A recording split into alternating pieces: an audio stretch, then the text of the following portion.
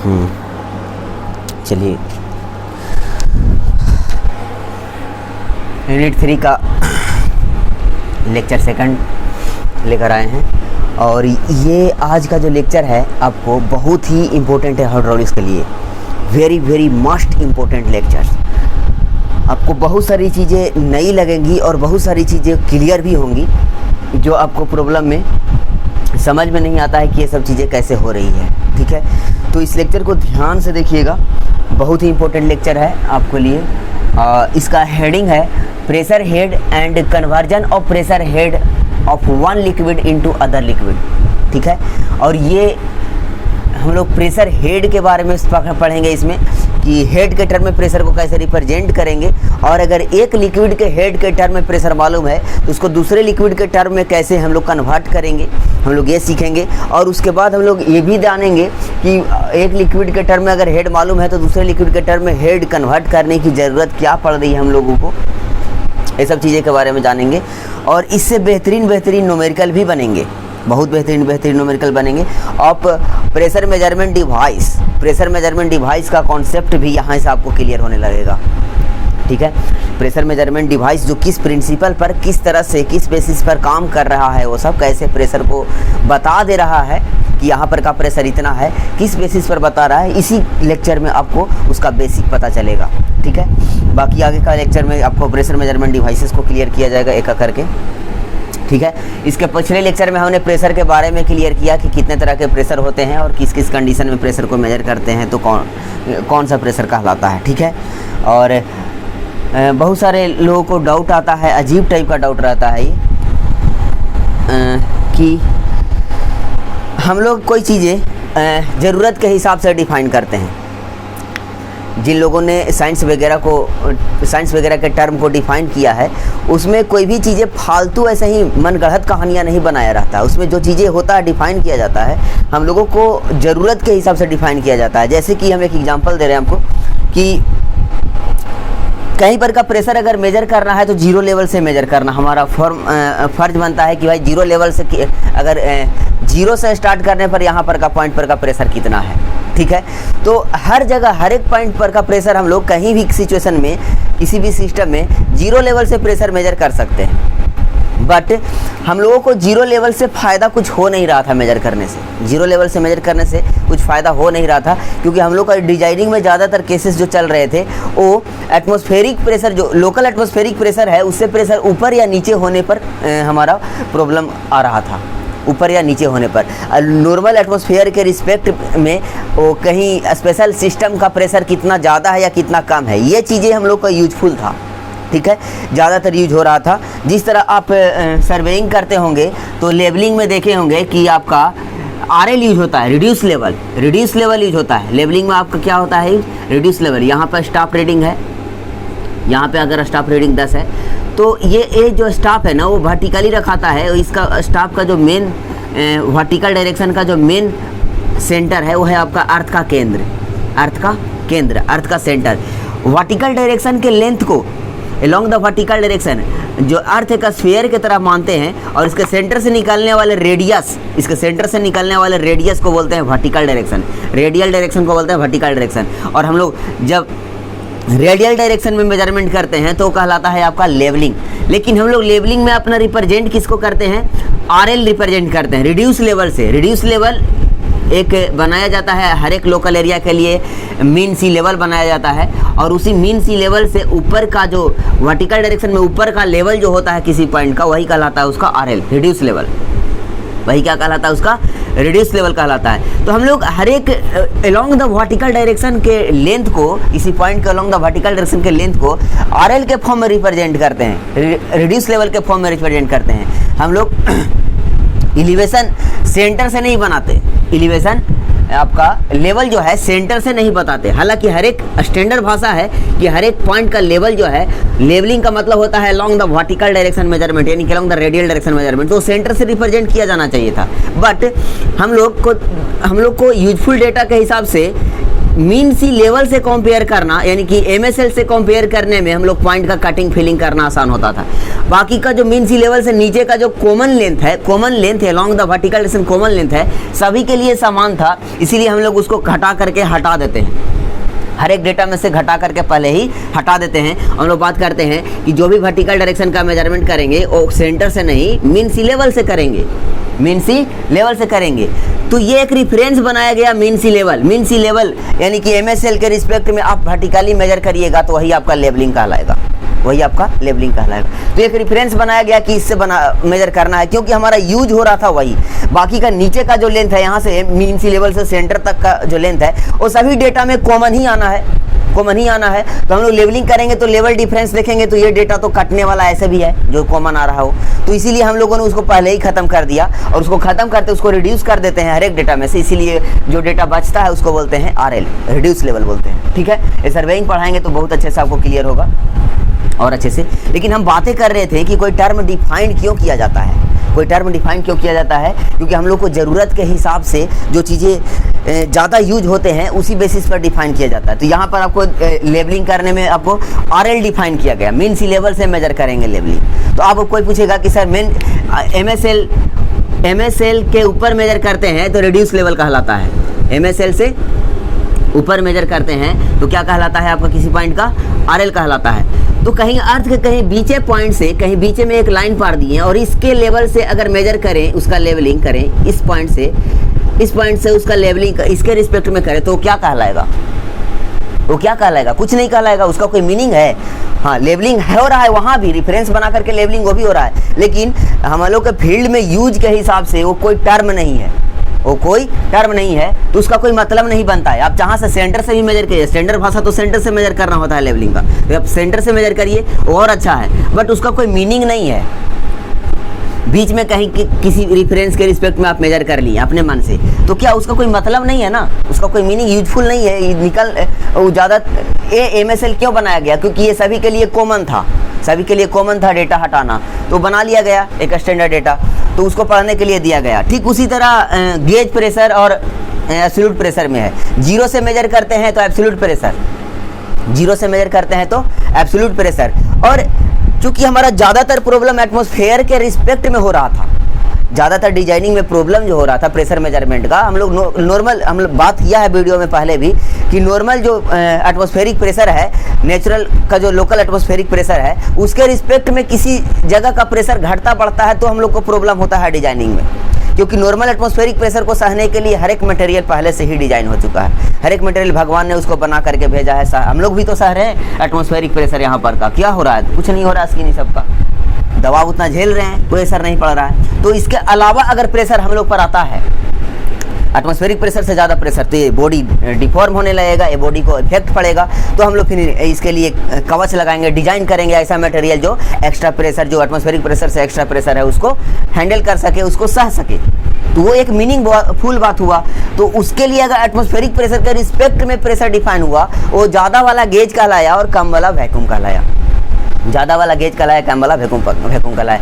ये रिस्पेक्ट में नाम दे दिया गया, जिन लोगों ने स्टार्टिंग में खोजा उन लोगों ने इसको नामांकन करना था, स्टैंडर्ड टर्म था और ज़्यादा यूज होना था, हमेशा एटमॉस्फेरिक के रिस्पेक्ट में यूज होना था कम बेसी प्रेशर, तो उसके लिए एक स्टैंडर्ड टर्म बनाया गया और गेज और वैक्यूम का नाम दिया गया, अब आप किसी अदर प्रेशर के रिस्पेक्ट में, जीरो से नहीं, किसी अदर प्रेशर के रिस्पेक्ट में कहीं दूसरा प्रेशर को मेजरमेंट कर रहे हैं, किसी दूसरे प्रेशर लेवल से किसी अदर जगह का प्रेशर का मेजरमेंट कर रहे हैं, तो आप करिए, उसका आपके लिए जो मीनिंग हो उसका, आप उसका डेटा निकालने के लिए जो भी यूज करिए, बट उसको साइंस के भाषा में कोई टर्म नाम दिया नहीं गया है, क्योंकि ज़्यादा यूजफुल अगर होता हो, कोई अदर रेफरेंस में ज़्यादा मेजरमेंट करना ज़रूरत होता तो उसको साइंटिस्ट लोगों ने डिफाइन कर दिया होता और उसका नामांकन कर दिया होता। ठीक है, तो करने के लिए मना नहीं है, आप किसी भी रेफरेंस में कर सकते हैं, चाहे जीरो लेवल से करिए, चाहे हाफ ATM से करिए, हाफ ATM के रिस्पेक्ट में करिए, चाहे 1 ATM के रिस्पेक्ट में करिए। एटमॉस्फेरिक प्रेशर के रिस्पेक्ट में करिएगा तो उसके लिए स्टैंडर्ड नाम दिया गया है, अदर प्रेशर के रिस्पेक्ट में करिएगा तो उसका कोई नाम नहीं है। हाँ, आप डेटा मेजर कर सकते हैं, तो कुछ प्रेशर, वो प्रेशर का कोई नाम नहीं है, ठीक है। आप मेजर करना है तो कर सकते हैं किसी अदर रेफरेंस के रिस्पेक्ट में, बस उसका कोई नामांकन नहीं है अभी तक। साइंटिस्ट के हिसाब से आप अपने हिसाब से बता सकते हैं कि हम जो प्रेशर रिप्रेजेंट कर रहे हैं वो किसके रिस्पेक्ट में कर रहे हैं, हाफ एटीएम के रिस्पेक्ट में कर रहे हैं। मेरा रेफरेंस लेवल कहाँ है, हाफ एटीएम पर है, तो आपका हाफ एटीएम के रिस्पेक्ट में डेटा आपका सबमिट हो जाएगा, बट उसका कोई नामांकन नहीं है स्टैंडर्ड भाषा में। तो आप अपने हिसाब से जो नाम देना है पर्सनली दे लीजिए। चलिए, ये एक डाउट था इसीलिए हम इतना लेक्चर दिए। हालांकि ये लेक्चर लंबा होने वाला है क्योंकि बहुत ही स्टैंडर्ड कॉन्सेप्ट यहाँ भी है। चलिए अब बातें करते हैं हम लोग प्रेशर हेड की। तो आपको जानते हैं कि हम लोग जब स्टैटिक फ्लूइड्स का स्टडी कर रहे थे, फ्लूइड का स्टडी कर रहे थे, तो हम लोगों ने एक रुका हुआ पानी के टैंक के अंदर अलोंग द वर्टिकल प्लेन में चला, अलोंग द हॉरिजॉन्टल प्लेन में चला, ऊपर गया, नीचे गया, और हर एक डायरेक्शन में देखा कि प्रेशर घटता है कि बढ़ता है, और हॉरिजॉन्टली चल करके देखा प्रेशर घटता है कि बढ़ता है। ये सारी चीज़ों को देखा तो हम लोगों ने देखा था कि अलोंग द वर्टिकली डाउनवर्ड जाते हैं तो प्रेशर बढ़ता है, ठीक है, ऊपर जाते हैं तो घटता है।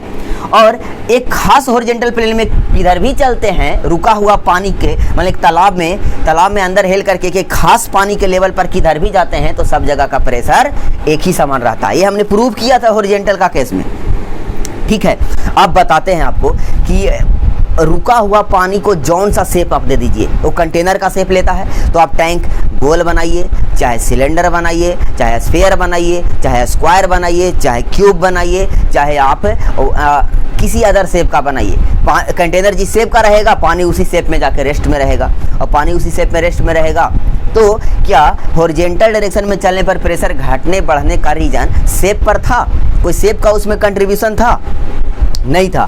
तो पानी किसी भी शेप में डाला हो, समान लेवल पर समान प्रेशर होता है। अलोंग द हॉरिजॉन्टल प्लेन समान लेवल पर समान प्रेशर होता है। इसीलिए हमने यहाँ पे एक ऐसा कंटेनर लिया है जिसमें आपका पानी एक सिलेंडर में चढ़ा है, एक ओपन जो डाइवर्ज हो रहा है ऐसा, एक कन्वर्ज हो रहा है ऐसा शेप लिए, और सभी में पानी समान लेवल पर चढ़ेगा, सभी में पानी आपका समान लेवल पर चढ़ेगा, ठीक है। क्योंकि स्टैटिक फ्लूइड्स का कंडीशन है कि लेवल अपना बराबर कर लेता है, चाहे शेप कंटेनर का जैसा भी हो, शेप कंटेनर का जैसा भी हो लेवल अपना बराबर कर ले। जब तक बराबर नहीं करेगा तब तक एक तरफ का प्रेशर ज़्यादा एक तरफ का प्रेशर कम रहेगा, तो उधर पानी बहाव होता रहेगा और अंत में वो बराबर लेवल कर लेगा। और समान लेवल पर प्रेशर समान होता है एक फ्लूइड के अंदर, एक रुका हुआ फ्लूइड के अंदर समान लेवल पर प्रेशर समान होता है। तो प्रेशर एट ए बराबर प्रेशर एट बी बराबर प्रेशर एट सी बराबर रो जी एच। देखिए रो जी एच में एच यहाँ पर भी का एच ही है, एच यहाँ पर भी एच ही है, एच वहाँ पर भी एच ही है, बट शेप अलग अलग है, कंटेनर का शेप अलग अलग है। एच जाने का तरीका हाइट एच ही गए हैं तीनों में, लेकिन शेप अलग अलग है, फिर भी प्रेशर सेम ही रहेगा, क्योंकि प्रेशर डिपेंड नहीं करता है शेप ऑफ कंटेनर पे, ठीक है। डिपेंड करता है कि आप हॉरिजॉन्टल जा रहे हैं कि वर्टिकल जा रहे हैं। वर्टिकल जाएंगे तो घाटे बढ़ेगा, हॉरिजॉन्टल चलेंगे तो घाटे बढ़ेगा नहीं, ठीक है। ये बातें हो गई। और ये जो P equal to rho G H में एच जो होता है वर्टिकल हाइट ऑफ कॉलम होता है, क्या होता है? वर्टिकल हाइट होता है, आपका वर्टिकल हाइट होता है, ठीक है, वर्टिकल हाइट होता है। चलिए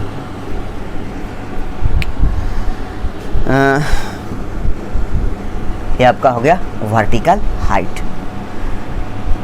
तो ये कौन सा वर्टिकल हाइट है? कितना पानी के अंदर में वो पॉइंट है, जिस पानी में आप प्रेशर माप रहे हैं उस पानी में कितना अंदर वो पॉइंट है, ठीक है। चलिए ये एक एग्जांपल ले रहे हैं जिससे आपको बहुत बड़ा थियरी डेवलप होने वाला है, ठीक है। प्रेशर मेजरमेंट डिवाइसेस का कॉन्सेप्ट भी क्लियर होगा, और कैसे हेड के फॉर्म में कन्वर्ट करते हैं हम लोग, प्रेशर को रिप्रेजेंट करते हैं, वो भी आपका क्लियर यहाँ से होगा। चलिए एक हम लोग कंटेनर लिए, बड़ा सा टैंकी लिए हैं पानी का, उसमें एच हाइट नीचे हम लोग क्या किए हैं, 2 पॉइंट लिए हैं, point A and point B. A horizontal plane में 2 पॉइंट है, एच हाइट नीचे, पॉइंट ए का दूरी भी एच है और पॉइंट बी का दूरी भी नीचे की तरफ एच है। जो पानी से भरा हुआ है उसका डेंसिटी रो है, ठीक है। तो आपको पता होना चाहिए कि यहाँ पर का प्रेशर कितना होना चाहिए, रो जी एच, रो जी एच कितना होना चाहिए, रो जी एच। चलिए अब हम लोग ए और बी पर 2 इंस्ट्रूमेंट कनेक्ट कर रहे हैं, 2 इंस्ट्रूमेंट जोड़ रहे हैं, ठीक है। एक आपका ए पर जोड़ा गया है, एक हम लोग पाइप लिए हैं जो यू शेप का है, पाइप लिए हैं कांच का जो यू शेप का है, और इसमें लिक्विड भरा हुआ है, इसमें लिक्विड भरा हुआ है जिसका डेंसिटी है ρ1, इसका डेंसिटी है ρ1। ठीक है, ठीक समान लेवल पर जो पॉइंट बी है जहाँ पर का प्रेशर ए और बी का प्रेशर बराबर है, ठीक है, उससे जोड़े हैं एक दूसरा इंस्ट्रूमेंट को, दूसरा यू शेप का एक कांच के ट्यूब को, ठीक है, जिसमें हम लोग अदर लिक्विड भरे हैं और उस लिक्विड का डेंसिटी है ρ2, उस लिक्विड का डेंसिटी है ρ2। ठीक है, अब आपको एक बात बताते हैं कि कंटेनर यू शेप का है, कंटेनर यू शेप का है, कंटेनर चाहे जो भी शेप का रहे, अगर उसमें आप पानी डाल करके छोड़ दिए, आप लिक्विड डाल करके छोड़ दिए, तो हर एक एंड पर का लेवल आपस में क्या कर लेता है, बराबर कर लेता है। अगर बराबर नहीं होगा तब पानी इधर से इधर बहता रहेगा, तब तक बहता रहेगा जब तक ये लेवल सब आपस में बराबर नहीं हो जाए। लेकिन ये तब जब ये ओपन इन्वायरमेंट में छोड़ा हुआ है, ये तब जब इसका माउथ जो है उसके ऊपर के हिस्से सब ओपन जो हैं वो सब ओपन इन्वायरमेंट में छोड़े हुए हैं। ठीक है, अब इसी का एक हिस्सा, ठीक है, ओपन एनवायरनमेंट में छोड़ा हुआ है। इसका मतलब हम कहना ये चाह रहे हैं कि यहाँ पर भी जो हमने जो यू शेप का एक ट्यूब लिया, ये कुछ होता नहीं, ये ग्लास का ट्यूब होता है, यू शेप का जो ट्यूब लिया, यू शेप का एक सिंपल सा पाइप लिया है जिसका शेप यू बना दिया। ठीक है, इसमें आप पानी डाल दीजिएगा या इसमें कोई अदर लिक्विड डाल दीजिएगा, तो वो अगर ये दोनों हिस्सा ओपन इन्वायरमेंट में है तो क्या रहेगा, बराबर लेवल पर रहेगा। क्या रहेगा, दोनों का लेवल आपस में, ये दोनों का लेवल आपस में क्या रहेगा, बराबर रहेगा। ये दोनों एक ही लेवल पे रहेंगे, दोनों साइड का पानी एक ही लेवल पे रहेगा, दोनों साइड का पानी एक ही लेवल पे रहेगा। अब अगर आप एक साइड के पानी को ऊपर चढ़ाना चाहते हैं तो दूसरे साइड से क्या करना होगा, इसको दबाना होगा, दूसरे साइड से इसको क्या करना होगा, दबाना होगा। अब यहाँ पर आप दबाइएगा, यहाँ पर आप दबाइएगा तो दूसरे साइड का पानी ऊपर चढ़ेगा, जितना प्रेशर से दबाइएगा उतना ही ऊपर चढ़ेगा, जितना ज़्यादा प्रेशर से दबाते जाइएगा उतना ज़्यादा वो ऊपर चढ़ता जाएगा। ये तब तक दबता जाएगा जब तक आपका प्रेशर के, आप जो बाहर से प्रेशर लगा रहे हैं उसके बराबर वो प्रेशर उसका ना हो जाए, तब तक दबता जाएगा। ठीक है, चलिए, पहले से तो नॉर्मल इन्वायरमेंट में खुला था तो दोनों आपस में लेवल बराबर था।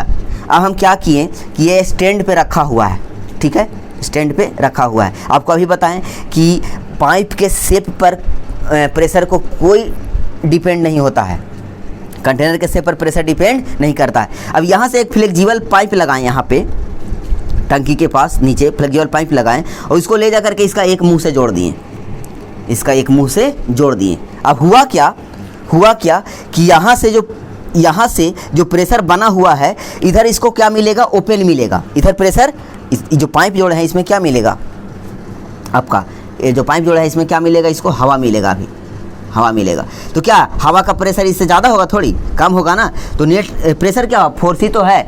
तो क्या होगा, फिर यहाँ से इसका कंटेनर से क्या होगा, यहाँ से इसका लिक्विड निकलना स्टार्ट होगा और इसको धीरे धीरे चला जाएगा, ऐसे जाएगा यहाँ जाएगा। ठीक है, हम अलग कलर से दिखाते तो ज़्यादा बेहतर रहता है। यहाँ वाला का लिक्विड, यहाँ से पानी चला है, यहाँ से जो भी है इसमें भरा हुआ ρ1 डेंसिटी का लिक्विड वो चला है, ठीक है, यहाँ गया। यहाँ पर जाने के बाद अभी तक तो हवा इसको मिला था, अब ये भर गया इस लिक्विड से, इसके लिक्विड से अब ये भर गया, ठीक है, इसके लिक्विड से ये भर गया। अब क्या करेगा, क्योंकि इसका यहाँ पर का प्रेशर बहुत ज़्यादा है, क्योंकि ऊपर से ρgh हाइट के लिक्विड का लोड है इस पर, ठीक है, तो ये क्या करेगा, ये बहने का कोशिश करेगा इधर से, बट इधर इसको दूसरा लिक्विड मिलेगा, इधर इसको यहाँ पर ही दूसरा लिक्विड अब मिलेगा। सॉरी, यहाँ पर बराबर हाइट पर पहले रहता, यहाँ पर बराबर हाइट पर पहले रहता, ये बराबर हाइट पर। अब ये क्या होगा कि अब ये क्या होगा कि इसको धकेलना स्टार्ट करेगा, इसको धकेलना स्टार्ट करेगा और तब तक धकेलता रहेगा जब तक यहाँ का प्रेशर क्या हो जाए, आपस में क्या हो जाए, बराबर ना हो जाए।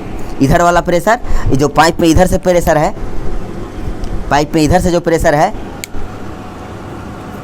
पाइप में जो इधर से प्रेशर है वो, पाइप में जो इधर से प्रेशर है जो, और पानी के कारण इधर से जो प्रेशर है, जो प्रेशर मतलब फोर्स, पर इंटीरियर पर लगने वाला फोर्स, आपस में यहाँ पर बराबर ना हो जाए तब तक पानी जाता रहेगा और तब तक इसको धकेलता रहेगा नीचे की तरफ। ठीक है, मान लीजिए कि इधर से धकेला इसको, तो ये ऊपर धीरे धीरे दोनों बराबर लेवल पर पहले से था, पहले दोनों बराबर लेवल पे था। अब ये कितना, इधर से ये नीचे गया, इधर से ही ऊपर गया, कितना, इन दोनों के बीच का जो लेवल डिफरेंस आ गया H2, कितना आ गया H2, कितना आ गया H2।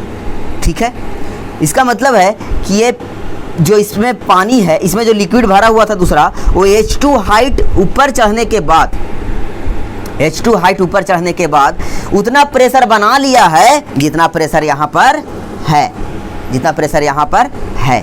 ठीक है, अब ये पानी रुक गया, अब ये लिक्विड जो भी है वो रुक गया, H2 हाइट जाने के बाद रुक गया। इसका मतलब अब फोर्स क्या हो गया, सब जगह का बैलेंस हो गए। फोर्स क्या हो गया, सब जगह का बैलेंस हो गए। इसका मतलब है कि ये जो पानी का जो लेवल डिफरेंस आया है, ये जो लिक्विड, जो भी लिक्विड है, रो2 लिक्विड का डिफरेंस आया है, रो GH1 के बराबर जो प्रेशर है, यही प्रेशर यहाँ से लगाया गया है उसके ऊपर, यही प्रेशर यहाँ से उसके ऊपर लगाया गया है। तभी तो इतना एक्स्ट्रा प्रेशर आने के बाद इधर से जो पानी का बहाव हो रहा था, इधर से जो लिक्विड जा रहे थे उसको धकेल रहे थे, वो अब बंद कर दिए धकेलना, बंद कर दिए धकेलना। क्योंकि एक लिक्विड में समान लेवल पर क्या होता है, समान प्रेशर होता है। एक लिक्विड के अंदर में समान लेवल पर समान प्रेशर होता है। तो यहाँ पर आपका क्या हो गया, यहाँ पर का प्रेशर और ये जो है काला वाला जो दिखाए हैं पानी, वो इस U-ट्यूब में भरा हुआ, जो U-ट्यूब में भरा हुआ जो लिक्विड था उसका था। और ये हम इधर से, हालांकि इसमें भी काला भर दिए हैं, वो गलत हो गया, काला ब्लू से भरना चाहिए था हमको, ब्लू, इसमें ब्लू कलर से भरना चाहिए था पानी को, बट यहाँ से आप ब्लू ही समझिए। और यहाँ से जो पानी जा रहा है वो ब्लू कलर से जा रहा है। ठीक है, ब्लू कलर वाले यहाँ तक गए। ठीक है, अब समान लिक्विड में समान लेवल पर समान प्रेशर होता है, याद रखिएगा, समान लिक्विड में समान लेवल पर समान प्रेशर होता है। तो ये लिक्विड एक तरह का है, समान लिक्विड है, समान लिक्विड में समान लेवल पर समान प्रेशर होता है, समान लिक्विड में समान लेवल पर समान प्रेशर होता है। एक लेवल पर एक लिक्विड में एक प्रेशर होता है। ठीक है, लिक्विड बदलेगा तब प्रेशर बदलेगा, लिक्विड बदलेगा तब प्रेशर बदलेगा। तो एक तरह का लिक्विड में आप यहाँ से आपको ऐसे ऐसे जाना है तो डायरेक्टली आप यहाँ और यहाँ का प्रेशर बराबर कर सकते हैं, क्योंकि समान लिक्विड है, एक ही लिक्विड है, और एक ही लिक्विड के एक ही लेवल पर प्रेशर क्या होता है, बराबर होता है। ठीक है, तो जो प्रेशर यहाँ का है वही प्रेशर यहाँ का है, जो प्रेशर यहाँ का है वही प्रेशर यहाँ का है। अब ये लिक्विड आपस में बराबर पहले से था, अपना यहाँ पर बराबर कर लिया, अपना यहाँ पर बराबर कर लिया पानी को। ठीक है, लेकिन ये जो एक्स्ट्रा चढ़ा इतना, ये जो एक्स्ट्रा चढ़ा इतना, ये प्रेशर इसको कौन झेल रहा है, इन लोग तो आपस में बराबर पहले से थे, तो आप आपस में बराबर कर लिए यहाँ पर जा करके। ठीक है, लेकिन ये जो एक्स्ट्रा चढ़ा इतना धकलाया ऊपर में, ये इसका प्रेशर कौन झेल रहा है, ये यहाँ वाला प्रेशर है, यहाँ वाला प्रेशर। इसी को बैलेंस करने के लिए इसको इतना ऊपर चढ़ना पड़ा। इसका मतलब है कि ये जो प्रेशर हुआ, ये जो प्रेशर हुआ कितना, प्रेशर इसके पास, ये प्रेशर का मेजरमेंट करेगा तो कितना हो जाएगा, रो2 GH2, H2 हाइट नीचे जाएंगे तो यहाँ पर का प्रेशर कितना हो जाएगा, रो2 GH2, यहाँ पर का प्रेशर कितना हो जाएगा, रो2 GH2, H2 हाइट नीचे जाएंगे तो ये रो2 GH2 जो प्रेशर है, ये जो प्रेशर का मान है, ये जो प्रेशर है, ये यही है आपका यहाँ पर का प्रेशर, यही है आपका यहाँ पर का प्रेशर। समझ गए कैसे ये बताया। ये यूट्यूब टाइप के एक ग्लास में, यूट्यूब टाइप के एक ट्यूब में, ग्लास के ट्यूब में भरा लिक्विड अपना डिफरेंस लेवल बदल करके कैसे बता रहा है कि यहाँ पर का प्रेशर कितना है, वो आपको बताएं।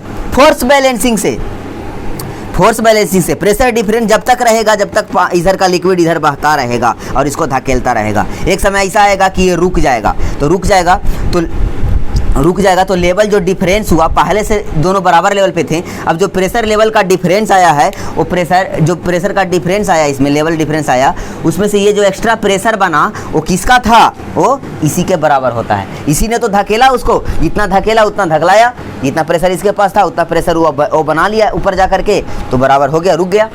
ठीक है, तो अब पता चल गया होगा कि बी पर का प्रेशर रो2 GH2, कैसे ये बता दिया ये इंस्ट्रूमेंट।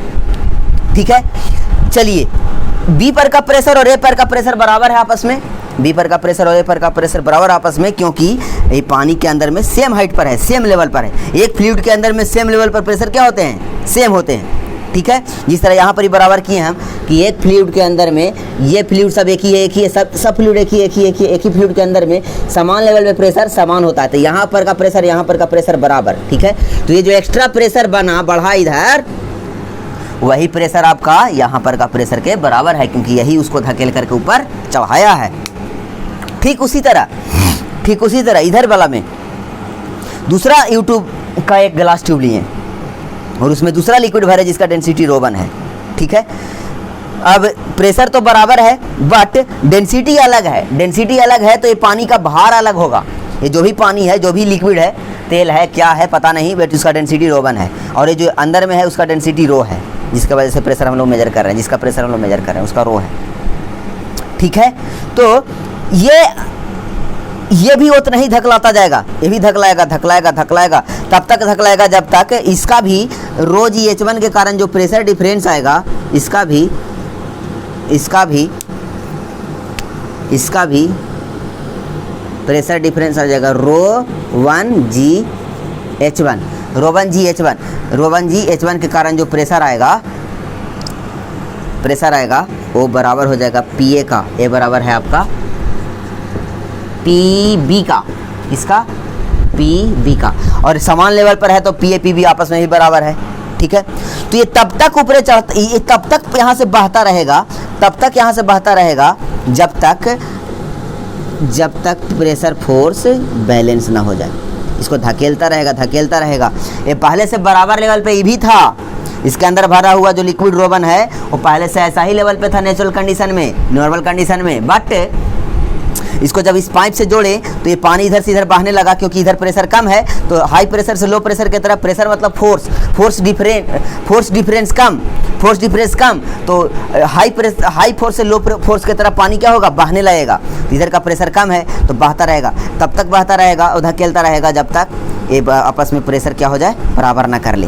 तो ये खास H1 हाइट चढ़ने के बाद उतना पानी का भार, उतना लिक्विड का भार हो जाएगा कि यहाँ पर का प्रेशर बराबर हो जाएगा, यहाँ पर का प्रेशर को वो झेल सके, ठीक है, धकलाने के बाद। तो यही जो एक्स्ट्रा डिफरेंस आया प्रेशर का, ρ1gh1, ये प्रेशर किसके वजह से जनरेट हुआ, ये जो लोड है वो किसके वजह से ऊपर गया, वो यहाँ के दबाव के वजह से, यहाँ के धकेलने के फोर्स के वजह से। तो ये फोर्स जो है, ये जो एक्स्ट्रा भार आया वो इसके बराबर कहलाएगा, क्योंकि ये दोनों आपस में बैलेंस हुआ है, ठीक है।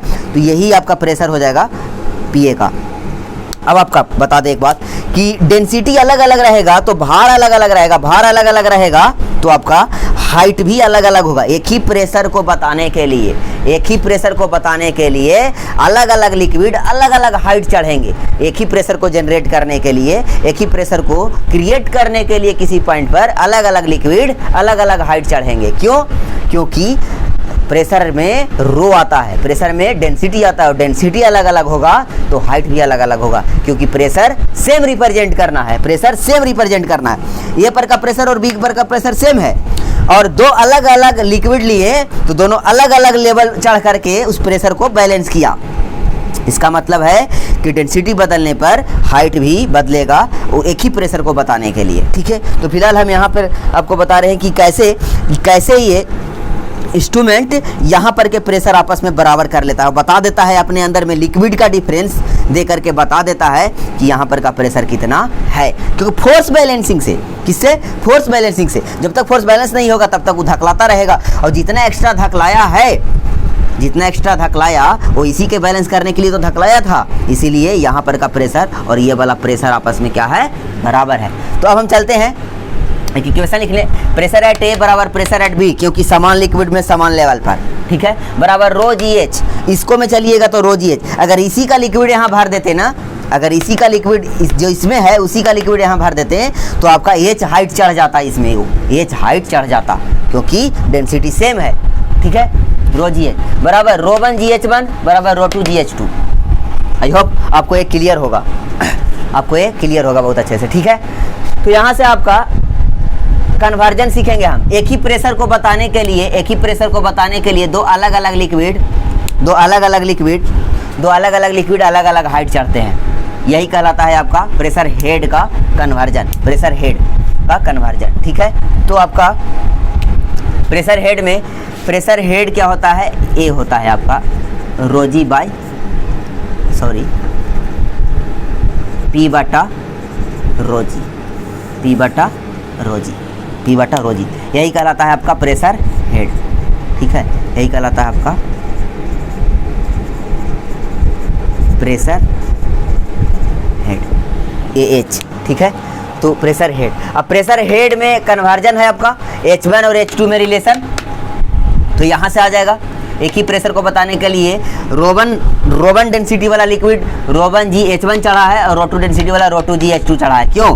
क्योंकि अलग अलग लिक्विड का अलग अलग भार होता है, तो अलग अलग भार होगा तो अलग अलग प्रेशर भी तो जनरेट करेगा वो।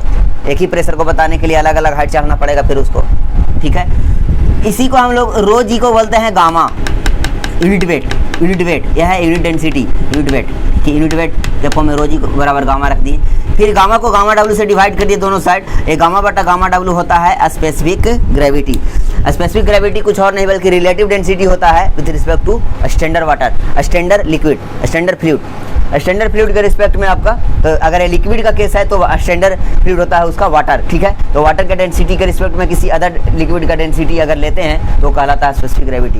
The specific gravity of one liquid into H1 बराबर specific gravity of two liquid into H2। एक रिलेशन आया जो आपको कन्वर्जन में यूज होगा कि हाँ भाई, अगर एक प्रेशर को एक लिक्विड ने H1 हाइट से डिनोट किया, एक प्रेशर को एक लिक्विड ने H1 हाइट से रिप्रेजेंट किया, तो दूसरा लिक्विड जिसका डेंसिटी या स्पेसिफिक ग्रेविटी H2 है या ρ2 है, वो इस प्रेशर को कितना हाइट से रिप्रेजेंट करेगा, वो इसी से आपको फार्मूला से बनेगा। फार्मूला क्या है ये देख रहे हैं, आपका कॉन्सेप्ट क्या है। सो फार्मूले तो केवल कॉन्सेप्ट के बेसिस पर तैयार होते हैं, ठीक है। चलिए अब एक एग्जाम्पल के थ्रू, और एग्जाम्पल नहीं ये बेहतरीन एग्जाम्पल है और जो कि स्टैंडर्ड एग्जाम्पल है हमेशा याद रखने वाला, एक एग्जाम्पल के थ्रू हम इसी कॉन्सेप्ट को कवर करते हैं जो कि याद भी रखना है इसका रिजल्ट, ठीक है।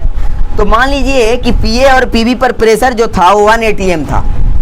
इन्वायरमेंट में प्रेशर लोकल इन्वायरमेंट में प्रेशर एज्यूम किया जाता है लगभग 1 atm, एक atmospheric pressure. Local atmospheric pressure को एक एटमॉस्फेरिक प्रेशर के बराबर माना जाता है, ठीक है। हर जगह कोई जरूरी नहीं कि 1 atm ही हो, बट माना जाता है लगभग 1 atm पूरा, ठीक है। और चूंकि 1 atm के रिस्पेक्ट में, एटमॉस्फेरिक प्रेशर के रिस्पेक्ट में अदर प्रेशर ज़्यादा मेजर करना है आपको, हर एक डिजाइनिंग में आपका वही काम करना है।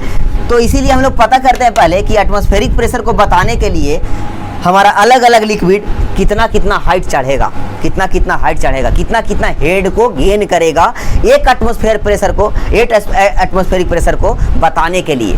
और चूंकि पता है आपको कि कैसे हाइट के रूप में बता रहा है, ठीक है। यहाँ पे P बटा रो जी से प्रेशर को हाइट के फॉर्म में ही बता देगा, ठीक है। चलिए 1 एटमॉस्फेरिक प्रेशर, अगर वाटर होता इसमें वाटर होता और यहाँ पर का प्रेशर 1 atm होता, यहाँ पर का प्रेशर P बराबर 1 atm होता, 1 एटमॉस्फेरिक होता, P बराबर 1 एटमॉस्फेरिक होता, तो ये पानी कितना ऊपर चलता। अगर ये वाटर होता तब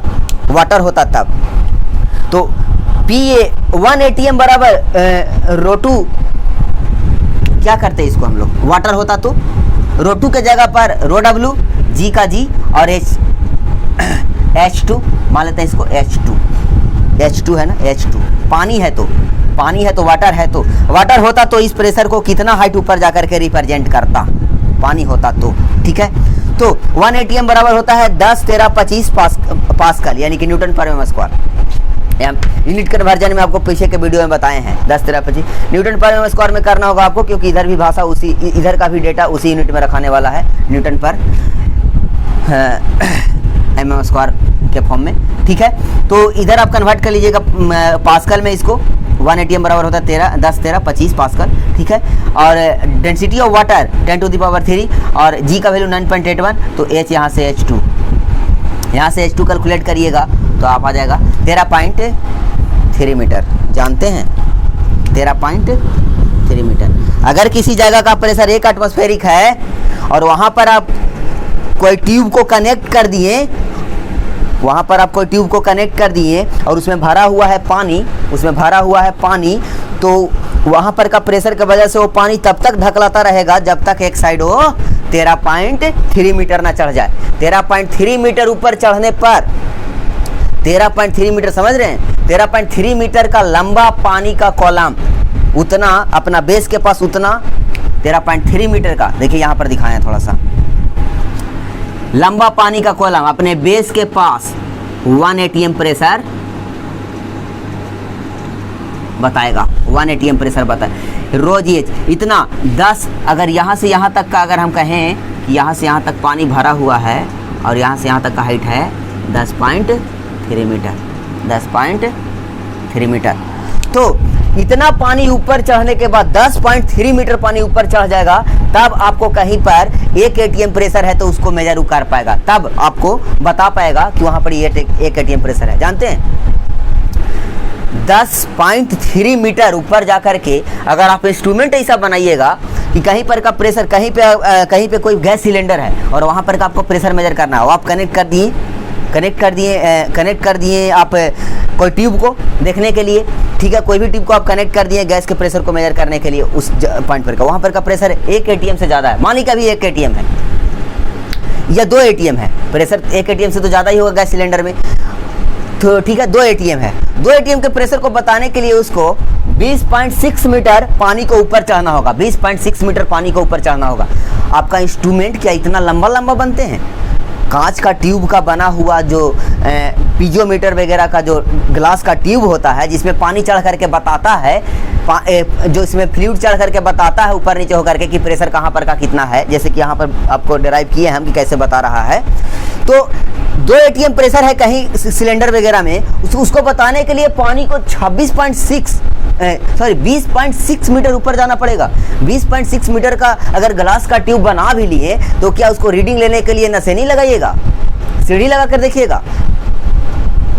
ऐसा नहीं होता है। ऐसा इंस्ट्रूमेंट हम लोग क्यों बनाएंगे? ऐसा इंस्ट्रूमेंट में मटेरियल को क्यों यूज करेंगे कि जिसको रीडिंग लेने के लिए ही आपको ऊपर उतना जाना पड़े, और वो भी 2 atm प्रेशर को।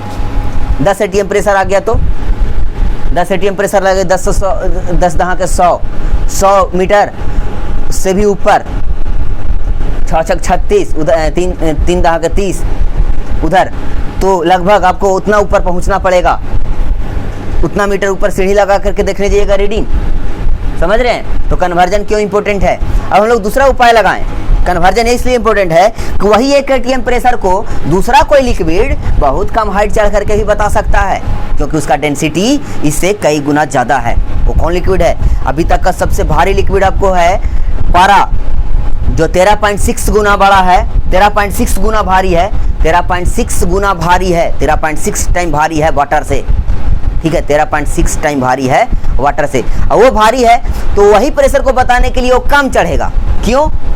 क्योंकि देखिए ना यहाँ पर ρ1 G1 H1 बराबर ρ2 G2 H2, ρ1 G1 H1 बराबर ρ2 G2 H2, ρ1 कम तो H1 ज़्यादा, ρ2 ज़्यादा तो H2 कम। यहाँ से भी है, यानी कि एक ही प्रेशर को बताने के लिए ρ1 H1 बराबर ρ2 H2, ρ1 H1 बराबर ρ2 H2, यहाँ से प्रूफ हो रहा है एक ही प्रेशर के लिए। तो पानी का डेंसिटी कम तो पानी का हाइट ज़्यादा, उसी प्रेशर बताने के लिए। पारा का डेंसिटी बहुत ज़्यादा तो पारा का हाइट कम, यानी कि पारा कम हाइट चढ़ करके भी आपको बता देगा एक एटमॉस्फेयर प्रेशर को। अब कितना हाइट चढ़ेगा से देखिए, 1 atm बराबर ρ H G H, ठीक है, H1 मानते हैं, ठीक है। मान लिए कि ई वाला में पारा था, ई वाला में आपका पारा था ρ H G, मान लीजिए इसमें आपको पारा था और इसमें आपका माने थे आप क्या, H2 बराबर वाटर, रो वाटर पानी, ρ2 बराबर पानी। इसमें हम लोग पानी भरे तो हमको 1 atm प्रेशर को बताने के लिए इसको 10.3 मीटर ऊपर जाना पड़ेगा, 10.3 मीटर का U2 बनाना पड़ेगा, इसको बहुत बड़ा हो जाएगा। चलिए इसी प्रेशर को इधर वाला कितना है बताता है, कितना ऊपर चढ़ के बताता है पारा वाला। सेम सिचुएशन, 13.6 गुना ज़्यादा है पानी से ही, 13.6 गुना ज़्यादा है पानी से ही, 13.6 गुना ज़्यादा है पानी से ही। तो इसको सोल्व करिएगा तो वही ये हाइट देता है आपका H1 बराबर 76 सेंटीमीटर, 76 सेंटीमीटर, यानी कि अगर इसमें पारा है तो मात्र 76 सेंटीमीटर ऊपर चढ़ेगा और पीए प्रेशर के बराबर प्रेशर यहाँ पर बना लेगा 76 सेंटीमीटर पर, ठीक है, और वो 10.3 मीटर, ठीक है। तो आपको पता चला कि कन्वर्जन क्यों इंपॉर्टेंट है इंस्ट्रूमेंट में यूज करने के लिए। इंस्ट्रूमेंट में या फिर एक अब न्यूमेरिकल भी बन जाता है कि अगर एक लिक्विड किसी प्रेशर को इतना ऊपर जाके बता रहा है तो दूसरा लिक्विड इस प्रेशर को कितना ऊपर जा करके बता देगा। ठीक है, तो वो तो सिंपली यहाँ से बन जाएगा। इस कन्वर्जन लगाइए, ρ1G1H1 बराबर ρ2G2H2 सेम प्रेशर के लिए। ठीक है, ठीक है। लेकिन हम लोगों ने क्यों कन्वर्जन किया और हम लोग पारा को ही क्यों यूज करें इंस्ट्रूमेंट में? हम लोग U2 मैनोमीटर, जितने भी पीजियोमीटर वगैरह, जितने भी तरह के आपका इंस्ट्रूमेंट वगैरह आएंगे उसमें हम लोग यहाँ पर जो मैनोमेट्रिक फ्लूइड है, इसमें जो मैनोमीटर कहलाता है, ये मैनोमीटर कहलाता है, और इसके अंदर जो फ्लूइड यूज होते हैं उसको कहलाते हैं हम लोग मैनोमेट्रिक फ्लूइड। मैनोमेट्रिक फ्लूइड के रूप में स्टैंडर्ड फ्लूइड है आपका पारा। क्यों? क्योंकि वो कम हाइट चढ़ के बहुत ज़्यादा प्रेशर बताता है। हम लोग बड़े बड़े प्रेशर को मेजरमेंट करेंगे तो ऐसा लिक्विड यूज करेंगे ना जो इंस्ट्रूमेंट में थोड़ा बहुत हाइट चढ़ करके ही उतना बड़ा प्रेशर को रिप्रेजेंट कर दे। नहीं तो रीडिंग लेने के लिए नसेनी लगाना पड़ेगा और इंस्ट्रूमेंट उतना लंबा लंबा आप बनाइएगा और टूट गया, कांच का है तो रिक्सी है। ठीक है, तो ये हो गया आपका कॉन्सेप्ट टोटल।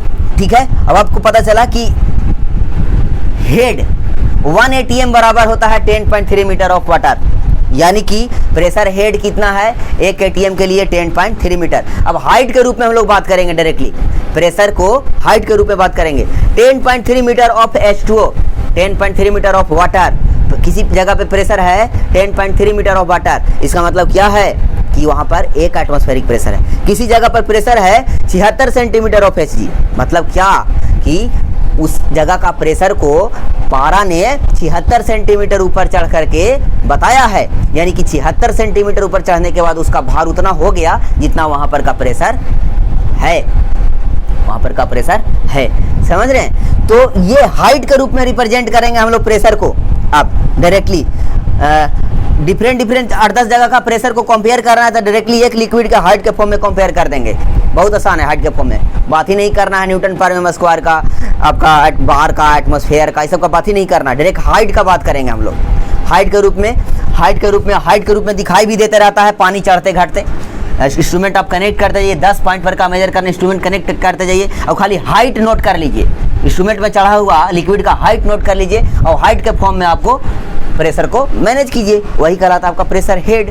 हाइट के फॉर्म में जब मैनेज करते हैं तो एक एटमॉस्फेरिक प्रेशर को पानी कितना हाइट चढ़ करके 10.3 metre of H2O, 76 centimetre of Hg।